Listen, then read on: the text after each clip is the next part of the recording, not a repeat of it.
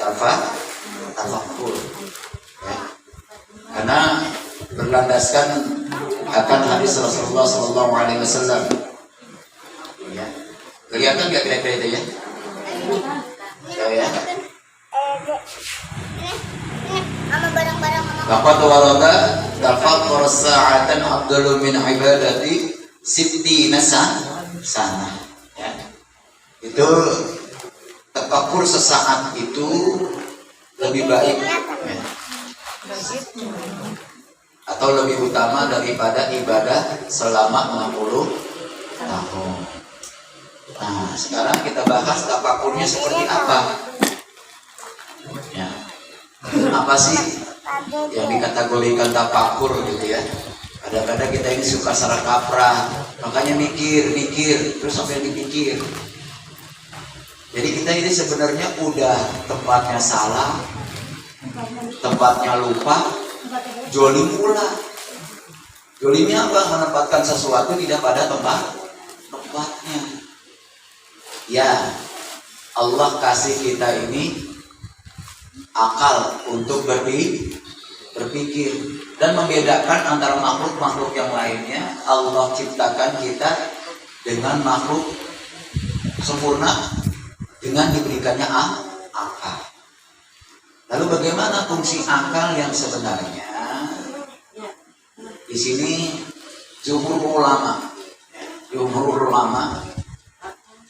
memberikan keutamaan. Bismillahirrahmanirrahim. Faidatul qala jumhur ulama inna tafakkara ala tafakkur sa'atan ya.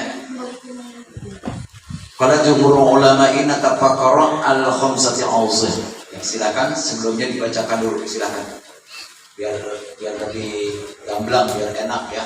Karena kadang-kala ada yang bisa memahami melalui kedengar. Ya, silakan.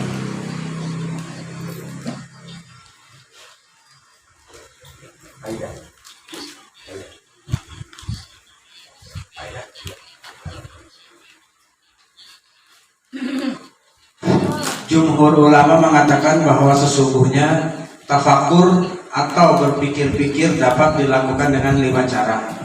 Yang pertama, tafakur tentang kekuasaan Allah. Tafakur ini bisa menetapkan penghadapan diri kepada Allah dan meyakininya. Yang kedua, tafakur tentang kenikmatan Allah. Tafakur ini bisa menghasilkan rasa cinta kepadanya. Yang ketiga, tafakur tentang janji Allah. Tafakur ini bisa menghasilkan rasa senang beribadah kepadanya. Yang keempat, tafakur tentang ancaman Allah. Tafakur ini bisa menghasilkan rasa takut darinya. Dan yang kelima, tafakur tentang kecerobohan diri dari melakukan ketaatan. Tafakur ini menghasilkan rasa al-hayya atau malu kepada Allah. Lafaz al-hayya adalah dengan dibaca fathah dan dengan hamzah mamdudah yang berarti mengkerut atau mengkisut. Syekh Ahmad bin Athaillah berkata, termasuk tanda-tanda kematian hati adalah kamu tidak memiliki rasa susah atau sedih karena ketaatan yang kamu lewatkan dan tinggalkan, dan kamu tidak memiliki rasa kecewa atas kesalahan dosa yang telah kamu lakukan. Ia juga berkata, rasa sedih karena tidak melakukan ketaatan pada waktu sekarang disertai tidak adanya keinginan melakukan ketaatan tersebut di waktu mendatang adalah termasuk salah satu tanda-tanda tertipu atau terpedaya. Faidah di sini ya, ada faidah. Faidah itu bermula ini suatu faidah. Qala telah berkata jumhur ulama, para upakatnya para ulama, inna tafakkara 'alal khamsatin awzuhin. Sesungguhnya tafakur itu atas 5 bagian atau 5 wajah. Berpikir itu dilakukan dalam hal perkara 5 ini. Jadi sebenarnya berpikirnya kita ini dianjurkan oleh Allah berpikir dalam urusan 5 ini saja. Cuman terkadang kita memikirkan yang nggak perlu kita pikirkan. Mau rezeki itu bukan dipikirin, tapi diapain? Dicari, ikhtiar dan doa. Masalah itu bukan dipikirin, tapi carikan solusinya. Mau dipikirin gak akan selesai. Nah, untuk masalah berpikir atau tafakur yang di dalam kaidah hadis Rasulullah SAW bahwasanya berpikir sesaat itu lebih utama daripada beribadah 60 tahun. Ya, nah, diperhatikan itu kalimatnya tuh, yang bawah tuh ya. Ya, adapun ibadah yang 60 tahun itu tuh ya. Tafakur selama 1 jam. Tafakur selama 1 jam saja adalah lebih utama daripada ibadah 60 tahun.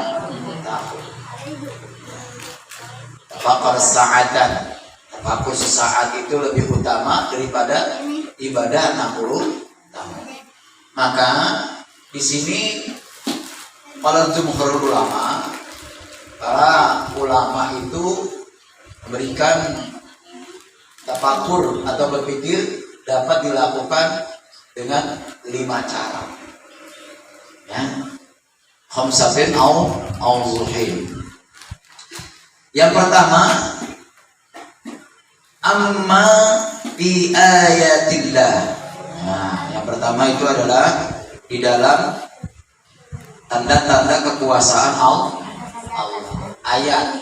Maka ada yang berpikir dengan ayat yang tersurat, ada yang berpikir dengan ayat yang tersirat.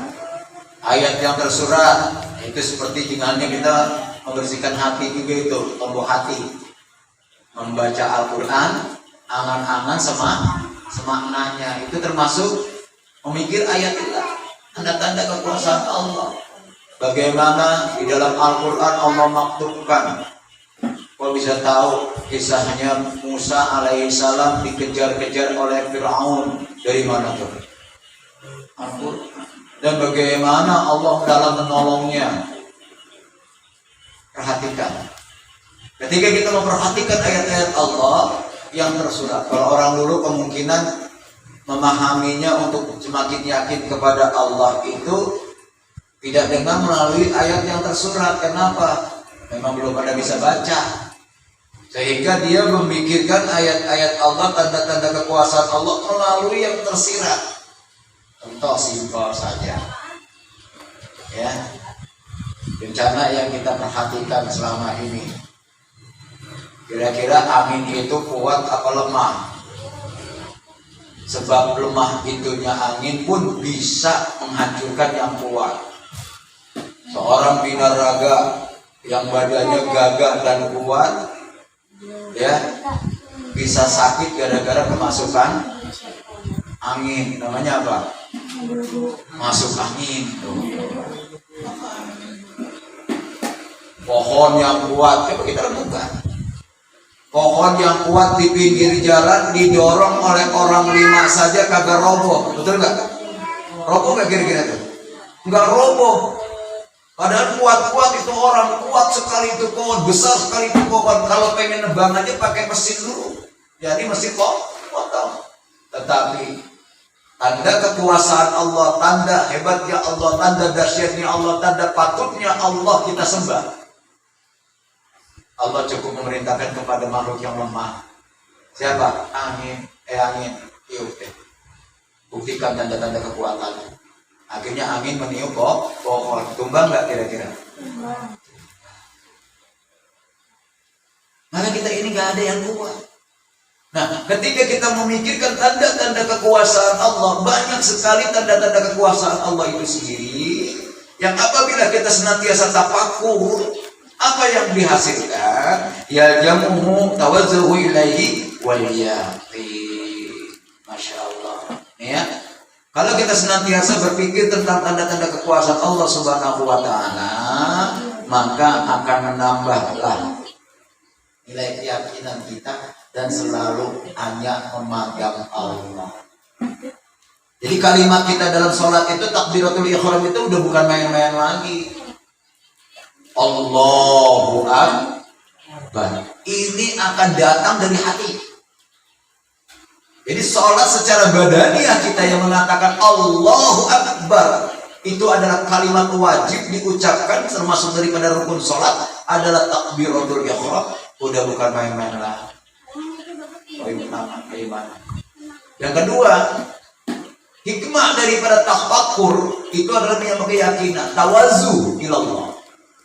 Menghadapkan dirinya benar-benar kepada Allah Subhanahu wa taala. Sehingga pada saat kita mendoakan beberapa kalimat doa kita, ini wajjahtu. Benar-benar kita memwajahkan wajah kita ini kepada Allah. Nah, sekarang sholat aja masih mikir loh. Yang dipikir keluar dari hati ini, akhirnya apa? Tawajunya susah. Sholat malam, sholat tahajud, yang dipikirin kerjaan. Gimana kira-kira? Nggak mandi. Ya benar, wa minal laili fatahajjat bihi nafilatan lak asa yab'asaka rabbuka maqaman mahmuda. Salatlah kamu di separuh malam, tetapi pada saat kita sholat di separuh malam, pada saat kita takbiratul ihram, kita tidak membuktikan tanda-tanda kekuasaan Allah dan kebesaran Allah. Yang kita pikirkan hanyalah bagaimana keluar dari masalah. Betul kan? Berat. Keyakinannya mantap. Maka orang-orang dulu paling senang apa? Menyatu dengan alam. Agar apa? Bisa menguasai tanda-tanda kekuasaan Allah, menambah nilai-nilai keyakinannya kepada Allah Subhanahu wa ta'ala. Mantap. Bukan hanya rekayasa, bukan hanya sekedar dongengnya, fakta. Nih, pertama adalah tafakkur. Yang pertama adalah dari tanda-tanda kekuasaan Allah. Dulu Quran diturunkan oleh Allah Subhanahu wa ta'ala, pengen diturunkan ke gunung. Gunung gak sama. Law anzalna hadzal Qur'ana 'ala jabalin la ra'aytahu khashi'an mutasaddi'an min khashyatillah. وَتِلْكَ الْأَمْثَالُ نَضْرِبُهَا لِلنَّاسِ لَعَلَّهُمْ يَتَفَكَّرُونَ. Tuh alasannya Quran dikasih kepada manusia karena manusia mau berpikir. Ya berpikir apa? Berpikir Al-Quran. Renungkan Al-Quran. Juga di dalam Al-Quran Allah sampai nyenggol kita. Disenggol manusia tuh. Afala tatadabbaruna al-Qur'an. Apakah kalian tidak pernah membaca Quran? Bagaimana ketika Allah Subhanahu wa ta'ala menyelamatkan Nabi Allah Yunus alaihissalam dari perut ikan hiu? Bagaimana Allah Subhanahu wa ta'ala menyelamatkan Nabi Allah Ibrahim dari kobaran api?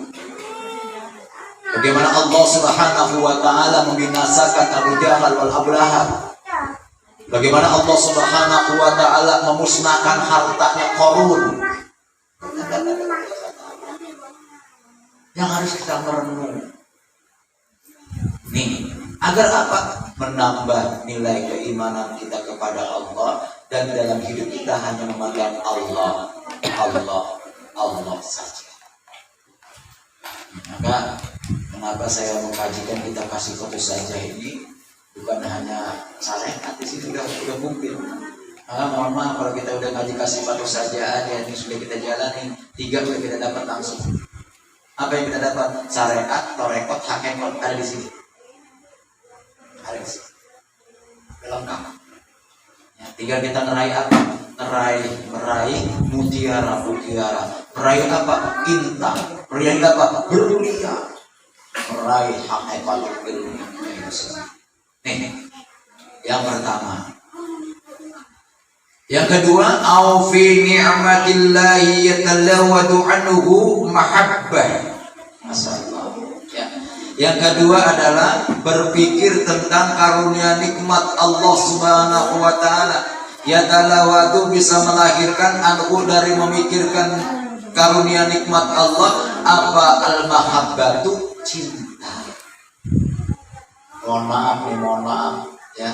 Kalau kita ngelihat pasangan kita yang bagus-bagusnya terus, kira-kira nambah nggak cintanya? Nambah nggak cintanya? Tapi kalau seumpama kita ngelihat pasangan kita yang jelek-jelek aja, kira-kira nambah nggak cintanya? Malah benci. Yang ada malah benci. Yang dilihatin jeleknya aja, malah benci. Zaman sekarang mohon maaf, kalau kita pengen meluruskan, jangan kita ngelihat jeleknya orang. Jangan kita melihat jeleknya siapapun. Agar apa? Agar kita netral. Begitu juga ketika kita selalu mengingat nikmat Allah. Manusia banyak kufur karena tidak pernah mengingat nikmat Allah. Yang diingat susah mulu, betul.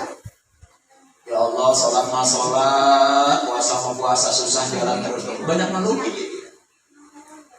Tapi kalau yang dilihat adalah nikmat Allah, Masya Allah. Sehingga Allah berfirman dalam Al-Quran Al-Karim, in ta'udu nikmat Allah illa tuhsuha.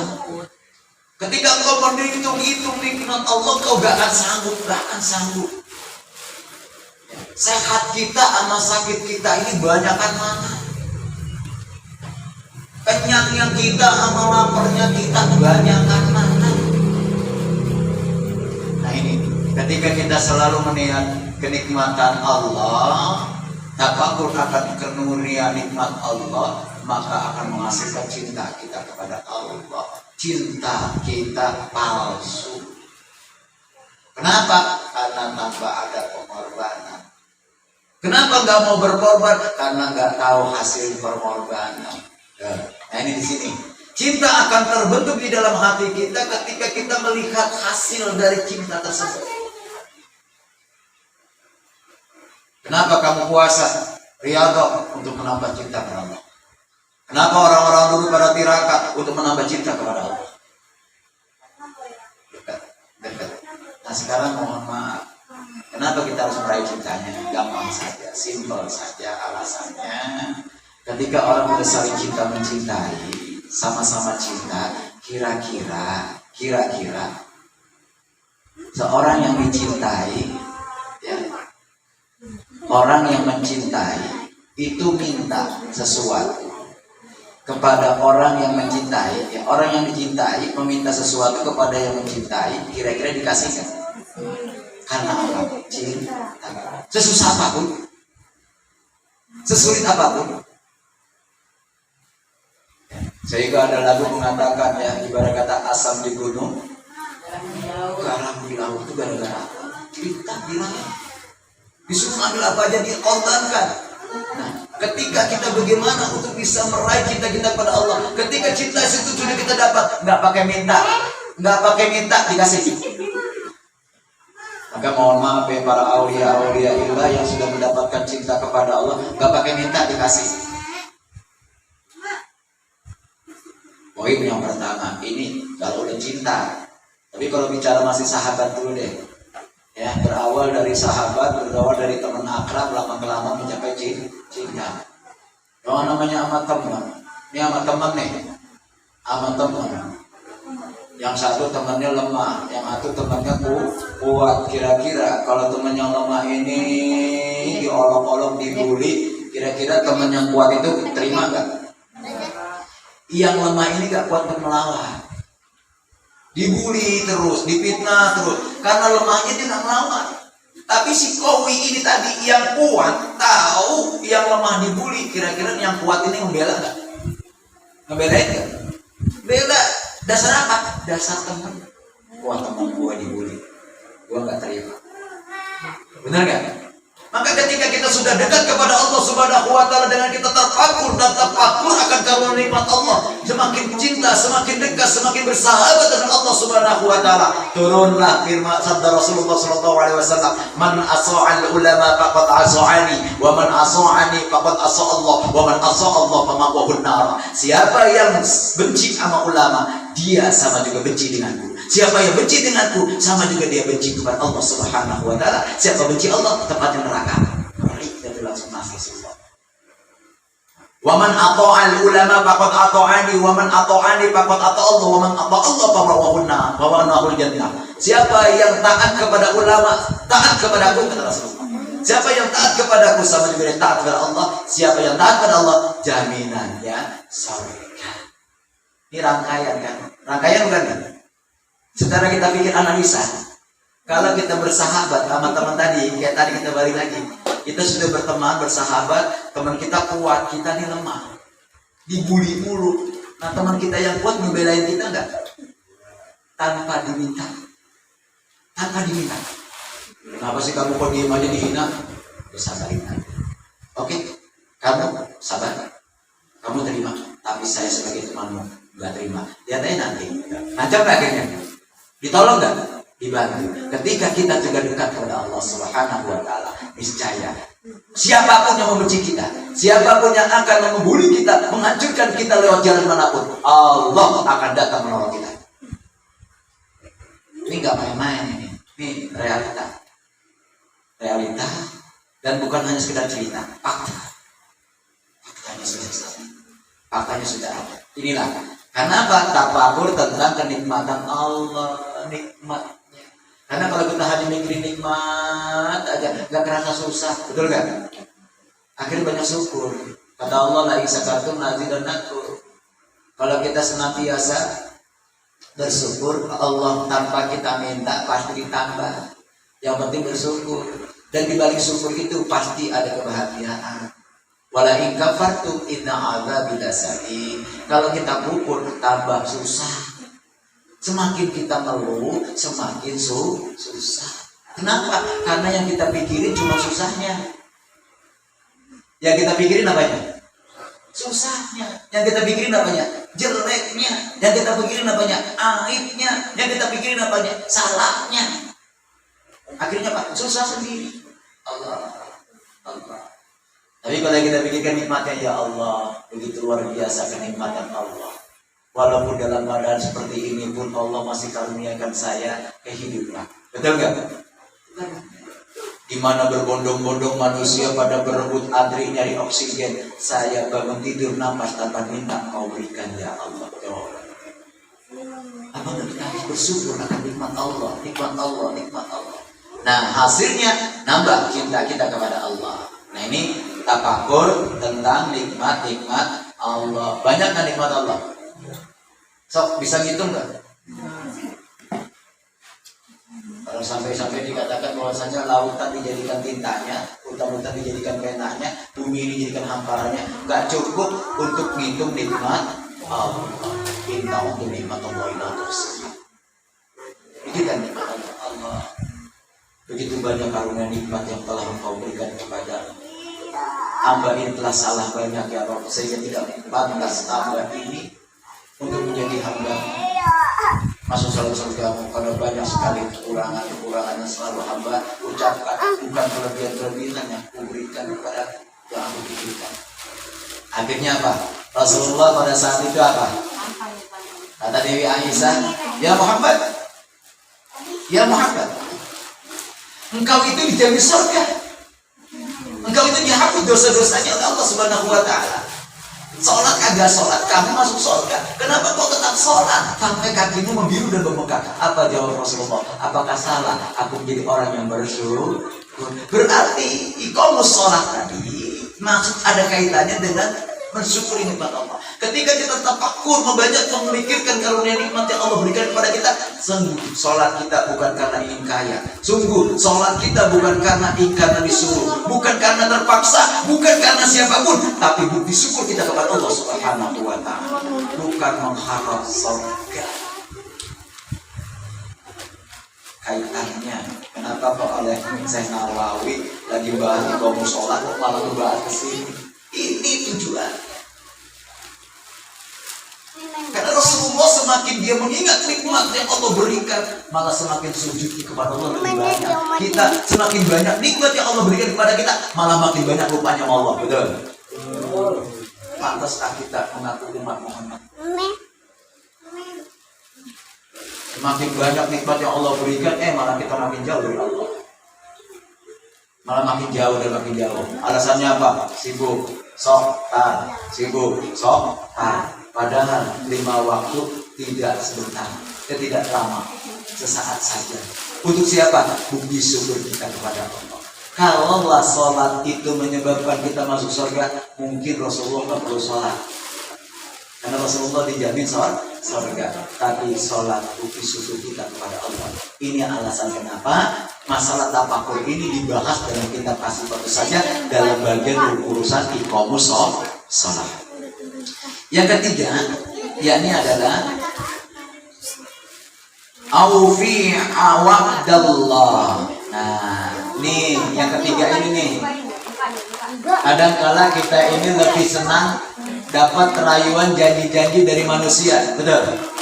Yang akhirnya kita banyak tertipu, sehingga kita lupa sama janji Allah, sehingga kita terlena dengan janji-janji dunia, janji-janji manusia, lupa dengan janji Allah Subhanahu wa taala, inna wa'dallahi haqq. Kita pikirkan bagaimana janji Allah kepada kita. Lupa. Maka nggak sedikit orang yang tertipu dengan janjian-janjian investasi, betul nggak? Saham dan lain sebagainya dijanji-janjikan, akhirnya tertipu, tapi janji Allah dia lupakan. Banyak sekali janji-janji Allah di dalam Al-Quran. وَمَنْ يَتَّقِ اللَّهَ يَجْعَلْ لَهُ مَخْرَجًا وَيَرْزُقْهُ مِنْ حَيْثُ لَا يَحْتَسِبُ. Barang siapa yang bertakwa kepada Allah, dimudahkan urusannya oleh Allah. Dia gak yakin janji itu, sehingga ada masalah, banyak urusan, malah jauh dari Allah, larinya ke dukun. Gak yakin janji Allah, gak yakin janji. Wa may yattaqillaha yaj'al lahu makhraja. Barang siapa yang tertakwa kepada Allah, dimudahkan urusannya. Kalau dia yakin akan janji Allah, semakin banyak masalah, semakin dekat sama Allah, semakin terus taat pada Allah, zikirnya, wiridnya, qiyamul lailnya. Agar apa? Pertolongan Allah turun. Ketika pertolongan Allah turun, masalah hilang semuanya. Wa yarzuqhu min haitsu la yahtasib. Akan diberi rezeki yang enggak dikira-kira, tidak ada lalam malam manusia. Ini janji Allah. Investasi lagi dari Allah. Ya, investasi lagi dari Allah. Bagaimana investasi dari Allah Subhanahu wa taala? Masalul ladzina yunfiquna amwalakum fi sabilillahi kamasali habbatin min kulli sunbulah. Ini kan janji Allah, betul kan?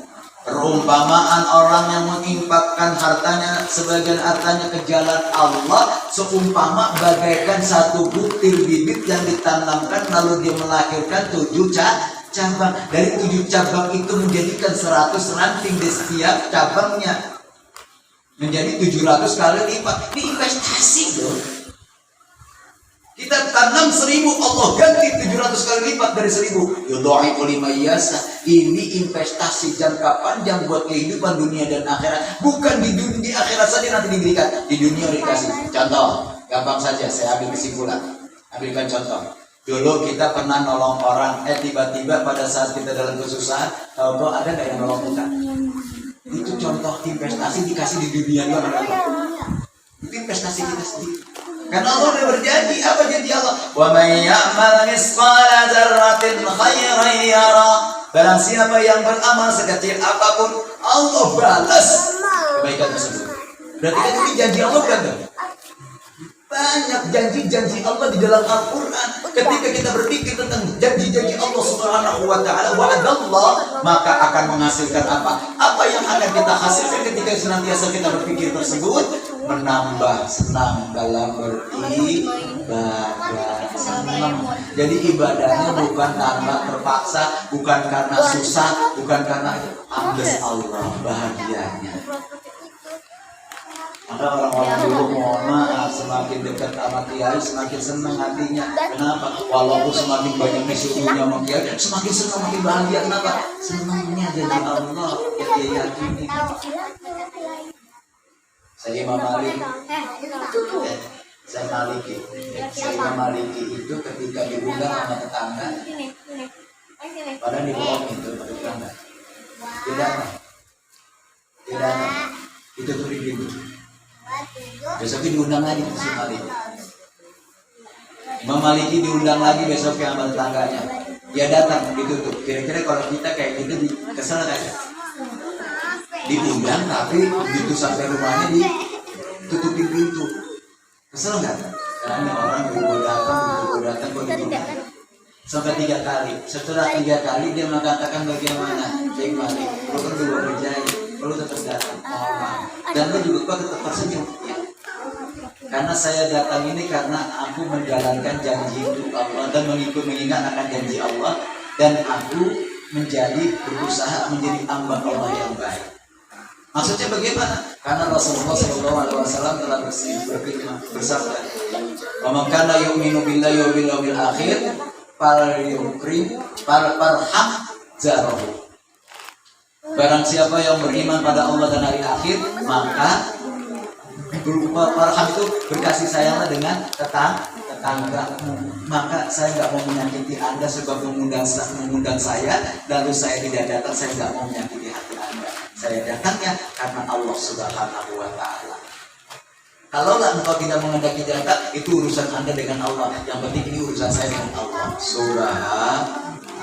Karena yakin sama janji Allah, nggak takut kalau Allah dengan janji. Ini tafakur tentang ayat tanda kuasa. Yang ketiga adalah wa'dallah. Lalu tafakur yang keempat, au fi'idallahi wa yatalawwadu anhu rahidah. Nah, ini yang keempat adalah tafakur tentang ancaman Allah. Ya Allah. Banyak gak ancaman Allah? Tapi kita ini kagak pernah bertafakur seperti itu sehingga tidak takut dengan ancaman Allah. Kita lebih takut diancam oleh polisi. Kita takut ditilang. Kita takut ini, tapi kita tidak pernah takut dengan ancaman Allah Subhanahu wa Ta'ala. Berarti kita tidak pernah berpikir bagaimana sadidul iqabnya Allah, bagaimana innallaha sadidul iqab, sesungguhnya Allah lebih berat siksaannya dibanding siksaannya polisi. Betul. Tapi kita nggak takut itu. Oke, kita nggak mau takut, bodoh amat. Jadi nggak takut sama sekali dengan siksa Allah. Sehingga kita berjalan di muka bumi ini semena-mena, tidak mengikuti aturan Al-Quran. Kenapa? Nggak takut. Kalau kita takut akan siksanya Allah Subhanahu wa Ta'ala, bertafakur akan siksanya Allah Subhanahu wa Ta'ala tersebut, maka niscaya akan menimbulkan rasa takut. Takut kita nambah kepada Allah. Nah, jadi takutnya itu bukan kepada manusia, takutnya kepada Allah. Pada saat di tempat keramaian kita takut sama manusia, lu kenapa nggak enak? Jadi karena tidak enak, betul. Tapi dalam kesunyian dia bermaksiat. Berarti dia tidak takut kepada Allah Subhanahu wa Ta'ala. Nah dulu dalam kitab puasa ya, kita kecil ini, kitab akhlak kecil. Memang akhlak itu paling penting ya. Ini berkaitan dengan akhlak semua. Dalam kitab puasa yaitu, ya bunayya, wahai anakku, arsadadaka, aku menunjukkan kepada kalian, ya, sesungguhnya pengabdianmu itu, anggaplah kau bermengabdi kepadaku sebagai bapakmu. Ketika aku ada, apa yang aku larang, engkau tidak akan mengerjakannya. Tetapi ketika aku tidak ada, pasti kau mengerjakannya apa yang aku larang. Betul gak kira-kira zaman sekarang? Jadi takutnya sama siapa? Sama bapaknya. Tapi ingatlah wahai anakku, kata bapaknya, adanya aku dengan tidak adanya aku tidak ada masalah bagi Allah. Kalau engkau takut kepada Allah, niscaya engkau tidak akan berbuat apa yang aku larang. Yang aku larang itu adalah kebaikan untuk dirimu kepada Allah. Kalau kau takut kepada Allah, nggak ada efeknya sama sekali marahku, amarahku kepadamu. Tetapi kalau kau takut kepadaku, aku bakal mati. Nah, betul nggak kira-kira? Nih. Tapi kalau kita takut kepada Allah, ada bapak, nggak ada bapak, tetap taat. Ada yang larang, nggak ada yang larang, tetap taat. Nih mohon maaf, biasanya kalau anak kecil kan sholat sebenarnya disuruh ya kan? Nah sekarang kalau udah dewasa kayak kita gini, kira-kira sholat itu disuruh apa kagak? Nggak pakai disuruh. Kamu udah gak ada yang nyuruh ini, gak ada yang larang. Berarti sholatnya dia karena disuruh orang tua. Kalau nggak disuruh orang tua, berarti kagak sholat. Ketika kita ketanam di dalam hati kita takut kita kepada Allah Subhanahu wa taala, enggak ada ngaruhnya. Ada orang tua, tidak ada orang tua, ngelarang atau tidak ngelarang, saya tetap akan taat kepada Allah Subhanahu wa taala. Ketemu hati. Rasa takut kepada Allah. Ditanamkan. Tafakur ini kita pikirkan ya Allah. Nah, tafakur yang kelima ini seringkali yang membahayakan, sehingga ini diungkap juga oleh saya Imam At-Tauhidah ya, pengarang kitab Hikam. Ini seringkali terjadi. Banyak manusia itu tidak pernah berpikir ketika kehilangan mobil sedih banget, betul nggak? Sedih banget nggak? Ketika kehilangan HP dia sedih, tapi dia kehilangan satu ayat hafalannya di dalam Al-Quran. Dia kehilangan kesempatan untuk mengaji, dia tenang-tenang saja. Tapi kalau seumpama dia kehilangan dipotong gaji, dia takut. Lebih takut dipotong gaji daripada kehilangan ilmu. Betul nggak? Ini kenapa? Di dalam hatinya ini semua tidak timbul sebuah kecerobohan. Dia hanya pandangan, hanya dunia.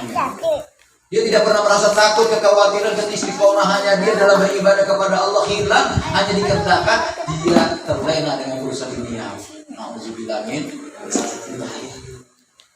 Sehingga di sini tafakur yang kelima itu dianjurkan bahwasanya dia hendaknya senantiasa memberikan dirinya itu mengkhawatirkan tentang kecerobohan, melakukan ketaatan. Tafakur menghasilkan haya, akan timbul malu nantinya. Jadi malunya itu bukan karena manusia, tapi malu benar karena Allah. Al-ahya'u minar khilaf. Ini pun dikutip di sebuah keterangan kitab besar ya, dalam kitab Darul Barjah. Ketika sebelum malaikat, ini pun perhatikan ini penting sekali ya, untuk menambah taat kita kepada Allah Subhanahu wa taala dari masalah kecerobohan ini agar tidak ceroboh. Ini adalah melahirkan sifat ahya kita kepada Allah Subhanahu wa taala dimanapun kita berada. Kenapa? Kalau kita tidak taat kepada Allah, kita malu. Karena karunia sudah banyak. Sama kayak manusia, orang nggak tahu malu ya. Selalu ngomong kayak gitu. Udah gue kasih segala-galanya, ini orang yang udah punya otak atau punya udel. Udah dikasih segala-galanya, pelakuannya mau gue pulang aja doang. Bener nggak? Selalu ngomong kayak gitu ya. Yang dasar manusia nggak punya muka, kan gitu. Muka tembok. Bagaimana kalau kalimat itu terdengar oleh kita dari kalimat para malaikat? Dasar manusia tidak pernah punya malu kepada Allah Subhanahu wa taala. Kenikmatan sudah aku berikan kalian. Hingga pada saat di alam kubur, sebelum malaikat Munkar Nakir datang, ada namanya dua malaikat, namanya malaikat Haramain. Ya, dua malaikat ini diperintahkan oleh Allah untuk disuruh nyatat ya. Catat perbuatanmu mulai dari balik sampai saat ini. Dari amal baik. Biasanya manusia kalau disuruh nyatat kebaikannya ditulis ya langsung.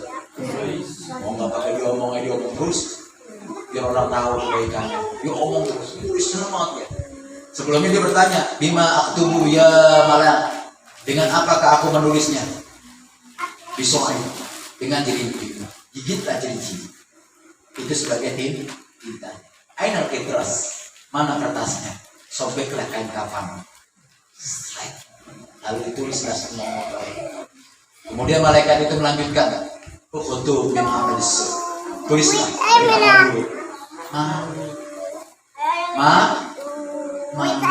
Kenapa kamu harus malu?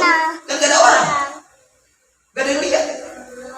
Waktu kamu ngerjakannya di dunia, amal buruk itu kok kamu tidak punya malu? Kan gak ada yang lihat. Di sini pun gak ada yang lihat. Ada malaikat. Waktu kamu di dunia, kami pun menyaksikan kamu melakukan keburukan tersebut. Masya Allah. Ini kita gak pikir ya, gak kepikir di situ ya. Ketika kita pengen melakukan kemaksiatan, kita seolah-olah beranggapan bahwa sini gak ada yang lihat, hanya diri kita sendiri. Padahal di sana ada raqib dan atid yang mencatat amal perbuatan kita. Malaikat menyaksikan kita. Layaknya kita disensor lewat CCTV. Perbuatan kita, perilaku kita dipantau oleh dua malaikat dan tercatat. Maka ketika disuruh tulis amal burukmu, malu ke siapa? Kan gak ada yang lihat. Katakan kau malaikat, dulu waktu di dunia kamu berbuat juga saya ada, dan aku pun melihat perbuatan. Subhanallah.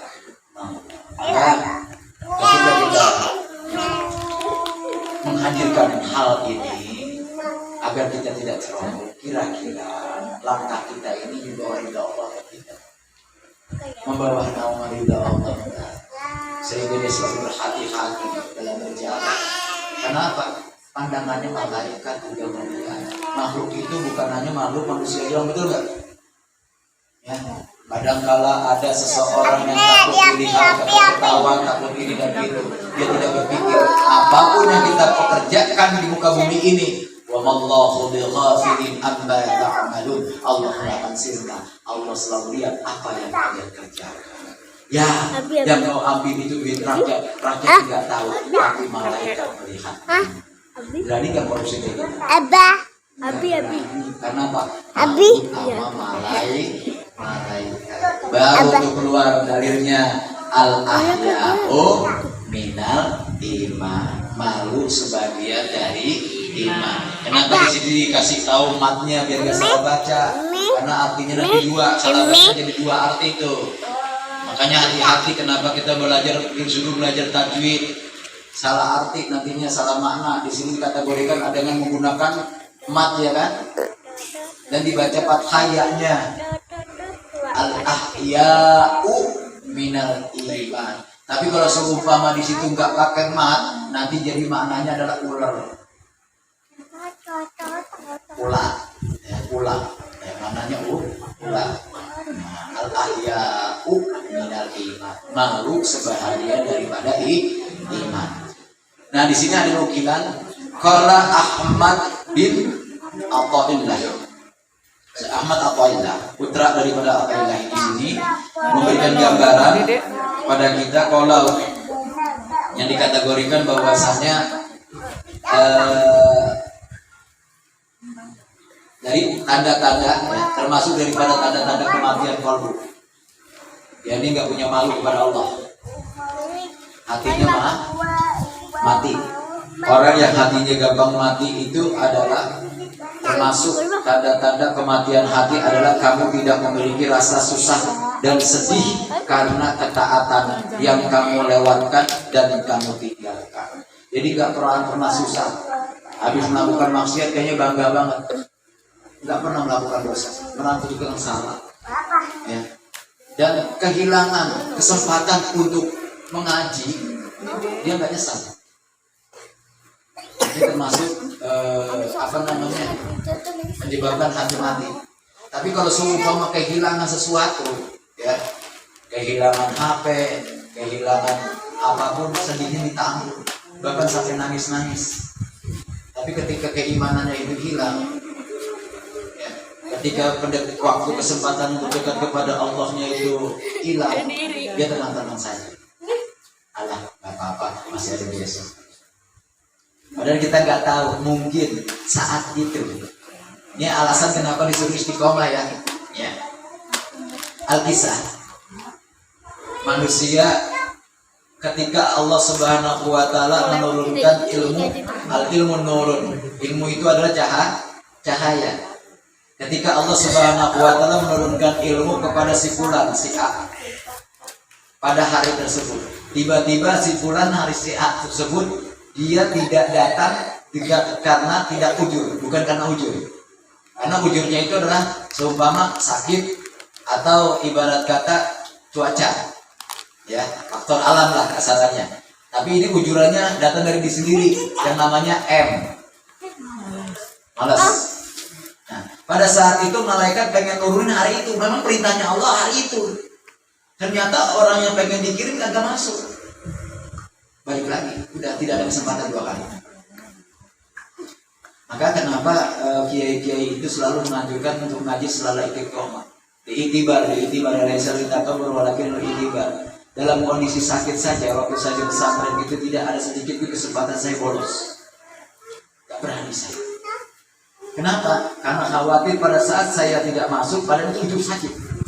Pada saat saya tidak masuk, saat itu malaikat turun ingin menurunkan berkahnya ilmu Allah. Maka rugilah buat saya.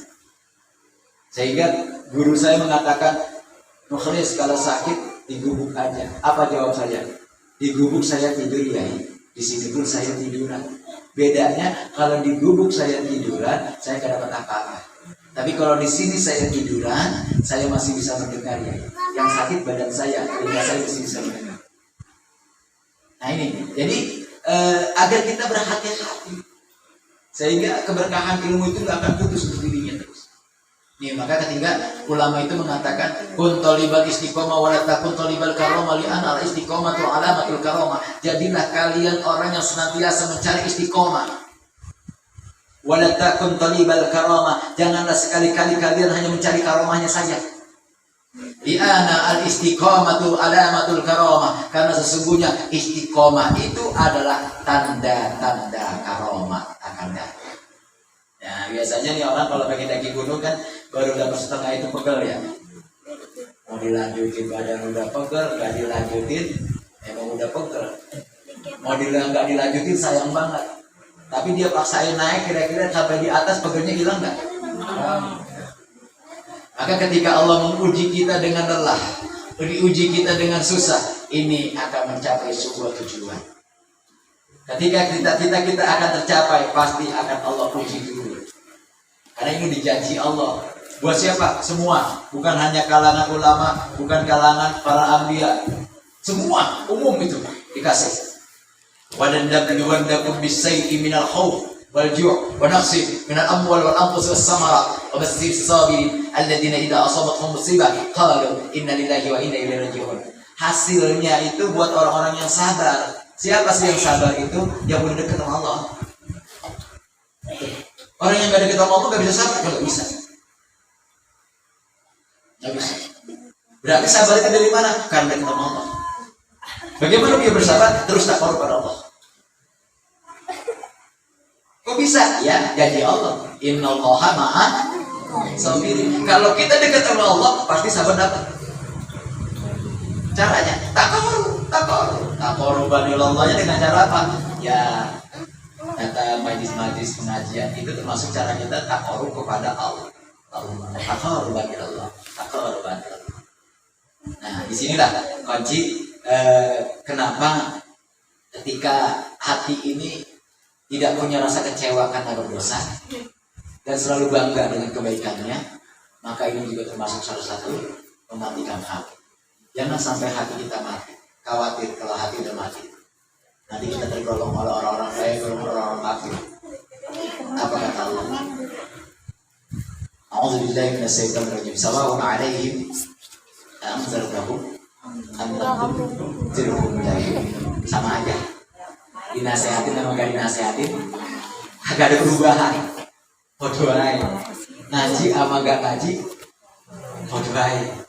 Kenapa demikian? Khatamallahu ala qulubihim wa ala sam'ihim wa ala absarihim ghishawatun wa lahum 'adzabun 'adzim. Karena hatinya sudah ditutup rapat pada Allah. Nauzubillah min.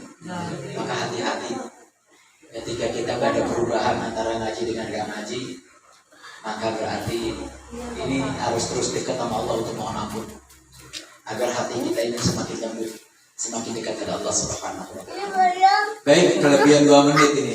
Gak apa-apa, yang mau nanya silahkan. Ada pertanyaan? Silahkan. Saya rasa gak ada ya teman-temannya.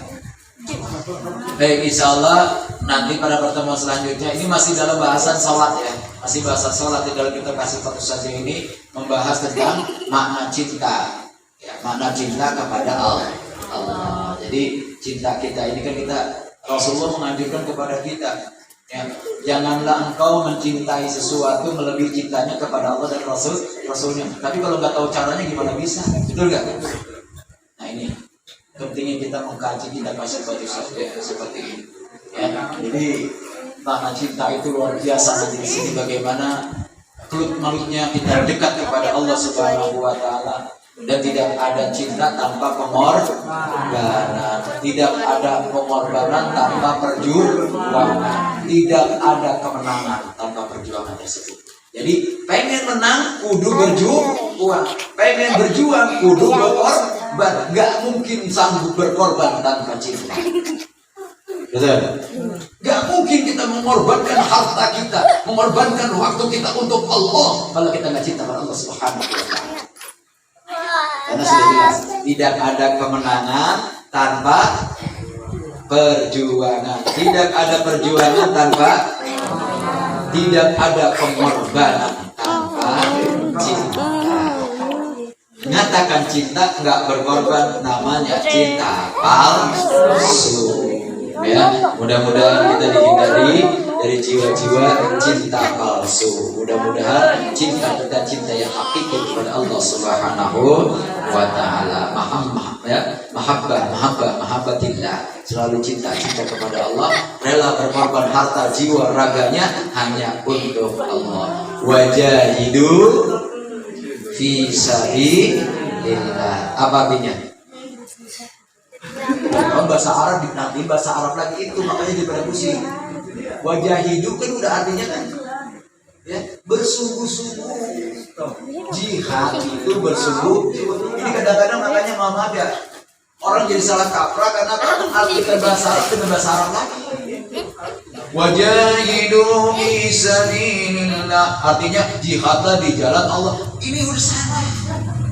Tapi artinya sebenarnya adalah bersungguh-sungguhlah kalian di jalan Allah. Dengan apa? Dengan hartamu, ya kan? Waktumu, jiwa dan ragamu. Buka dalam Al-Quran. Makanya wajahidu itu jihad, kita sendiri kalau artinya jihad.